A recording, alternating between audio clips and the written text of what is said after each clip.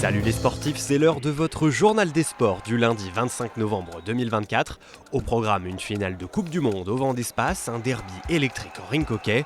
Le Hogli voit la vie en rose face à Toulouse et puis retour aux affaires en National 2 pour les herbiers. Pour la toute première fois, la Vendée accueillait ce week-end la finale de la Coupe du Monde de VTT Trial. Depuis vendredi, 18 nations et 133 pilotes avaient investi le vent d'espace pour la dernière manche de la saison. Du très grand spectacle offert par les meilleurs mondiaux de cette discipline qui consiste à franchir des obstacles à vélo et ce sans poser le pied à terre. Les trialistes disposent d'un temps limité pour terminer le parcours et récoltent des points selon les difficultés franchies. Obstacles en pierre, en bois ou en béton, certains pouvant même atteindre jusqu'à 2,50 m. Des performances de haut vol qui ont conquis les quelques 5000 personnes venues sur les 3 jours de compétition. La locale de l'étape, Emma Louineau, a brillé devant son public. Qualifiée en finale dimanche, la licenciée de 21 ans du VTT Rié-Océan conserve sa 5e place mondiale.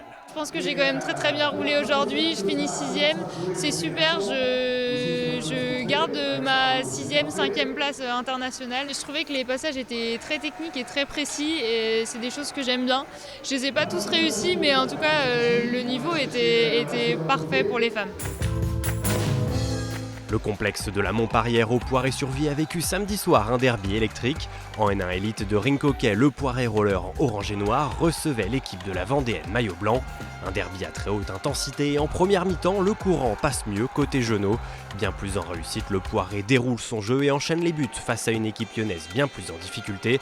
4-1 à la pause pour les Genoux, on se dit alors que le derby est promis au orange et noir. Mais la Vendéenne se rebiffe en deuxième période, les hommes en blanc retrouvent progressivement des couleurs pour venir égaliser à 4 buts partout. Dans une fin de match marquée par les très nombreux avertissements reçus côté Jeunot, c'est finalement La Roche-sur-Yon qui a le dernier mot. Victoire 6-4 dans une ambiance survoltée, une chose est sûre, la N1 élite a bel et bien retrouvé son derby vendéen. Du rink, mais aussi du hockey sur glace, samedi, non loin de là. Le Hogli se frottait au leader Toulouse-Blagnac à la patinoire Arago de La Roche-sur-Yon. Match caritatif oblige, ce sont bien les Lyonnais qui évoluent en rose face aux Toulousains. Et face à la Ville Rose, le hockey glace lyonnais ne s'est pas contenté d'une prestation en demi-teinte.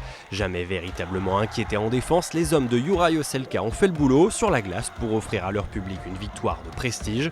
Succès convaincant 4-0 pour le Hogli à l'occasion de cette 8e journée de D2. C'était un bon match devant le public qui était présent, donc ça fait toujours plaisir de regagner à la maison. Parce que cette année on avait du mal et là on a gagné, donc très bien. Je pense que les gars ils ont été présents dès le début du match jusqu'à la fin, ils ont été dedans et ça fait la différence. Ce qui est dit dans le vestiaire, ça reste dans le vestiaire. Mais oui, je les ai félicités pour leur match. Une semaine après son exploit en Coupe de France et sa victoire face à l'AC Ajaccio, le VHF retrouvait le championnat avec la 11e journée de National 2.